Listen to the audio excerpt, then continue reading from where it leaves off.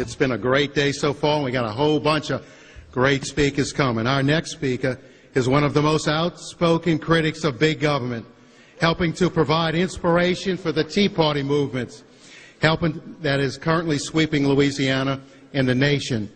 He enjoys a national reputation for being the premier advocate for liberty in America and promoting limited constitutional government, promoting low taxes, free markets, and a return to the sound monetary policies.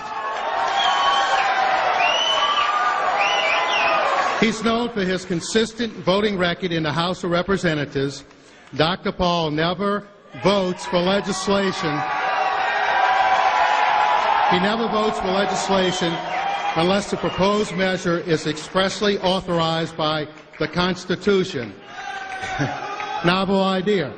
Ladies and gentlemen, our Constitution is worth defending, and Dr. Paul wants us to defend it. So please join me in welcoming a true champion for limited government, Dr. Ron Paul.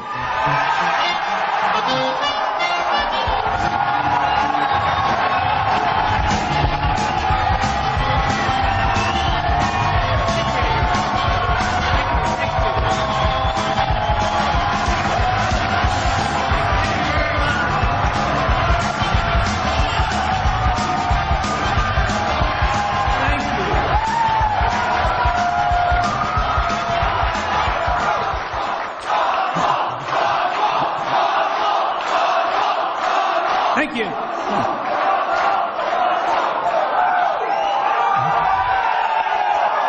Thank you. It sounds like a freedom rally. Thank you very much. Well, it's great to see so much enthusiasm for the freedom movement and limited government. I want to thank the host of this convention for inviting me, so I'm delighted to be here, and I'm delighted to be among friends. My wife is here with me today, and I am pleased very much with that, too. You know, this last week, there was a report that came out on Friday, just yesterday. It came from the Treasury. And it even shocked me, even having been concerned about deficits, like about 35 years ago. But yesterday it was reported by the Treasury that this past week, our national debt went up $106 billion in one day. And I would say it's time to end that kind of spending and get rid of the deficits.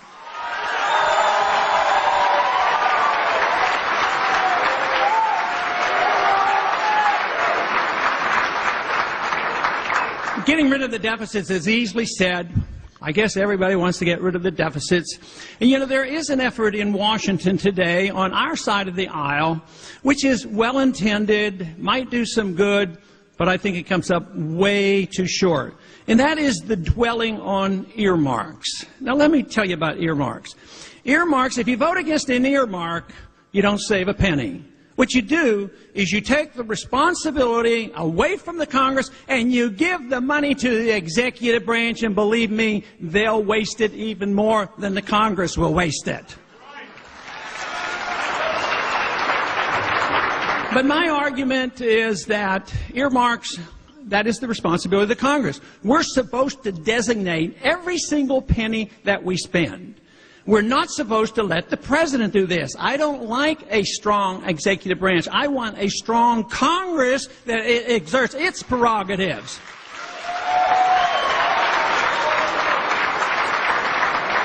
What we need is not to tinker with earmarks, but to vote against the entire package, vote against the appropriation bills until we get this budget under control.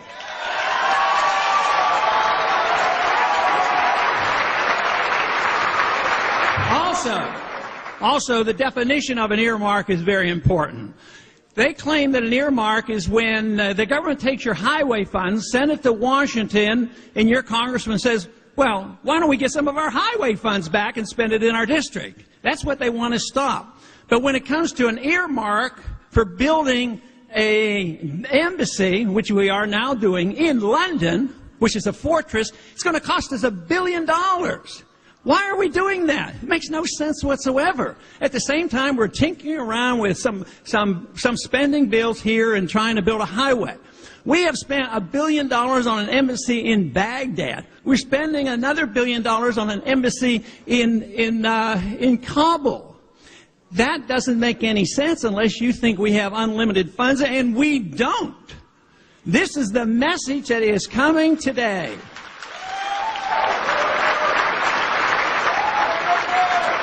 The reason why the American people have awoken and they are so upset and annoyed and they're acting outside the party system is because the country is broke and the people in Washington won't admit it. We need to admit it, which means you have two choices if you think we should have a balanced budget. One, you raise taxes. I haven't met a Republican in a long time that wants to raise taxes, thank goodness. But the other side of the coin is you cut spending. Now, if we were so good at cutting spending, where were we when we had the chance? Well, we have created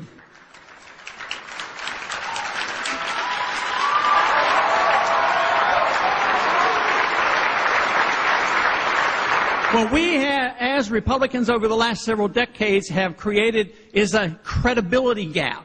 We talk a good game, but when we get the chance to do something, we haven't done the job that we should have. I'll tell you what, though, we're doing a better job now in opposition.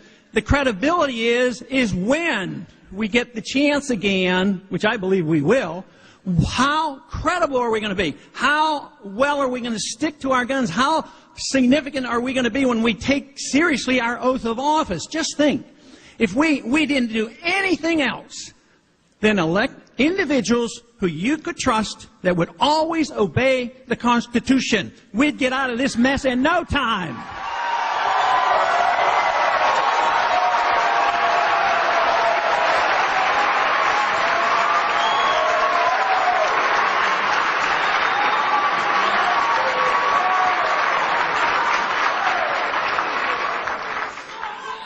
You know, the question has been raised is whether or not our president is a socialist. And I am sure there's some people here that believe it, and I know this conference has talked about that already, and I think it's very important. He deserves a lot of criticism. But, you know, in the technical sense, in the economic definition of what a socialist, no, he's not a socialist. What he is a corporatist. And unfortunately, we have corporatists in the Republican Party, and that means you take care of corporations, and corporations take over and run the country. We see that in the financial institution. We see it in the military-industrial complex. And now we see it in the medical-industrial complex, who runs medicine. Just think of how the corporations got between the doctor and the patient. And believe me, I went through the experience of entering medicine when there were no Medicare and no Medicare or Medicaid, and the doctor and the patient made the decisions. Today, it's the drug companies, it's the insurance companies, it's the HMO, and now with this passage of bill, if we don't eradicate it and get rid of it, now we're going to have thousands of government bureaucrats between the doctor and patient. We need to change. We have an obligation to do some changing here, and hopefully after November we will. But I have a piece of legislation I'll be introducing next week. 2,000 pages. Of course, the simple answer would have been to reject it, and the next thing is throw it all out. That's not going to happen. But there's going to be one piece of legislation I'm going to introduce. It'll probably be only 1 page long.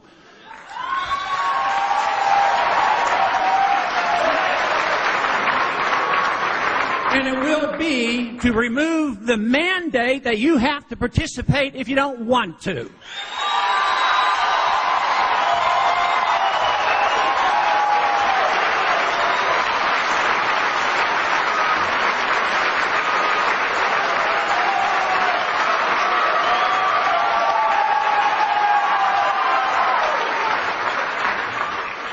I have a belief that if we always retain the option to get out, no matter how bad the government bears down on us, we can survive. For instance, education. Have you noticed? It's a mess ever since the federal government got involved in it.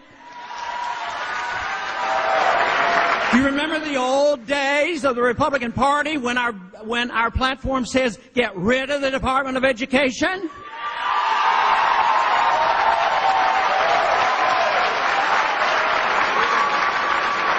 But fortunately, we have had the private option protected.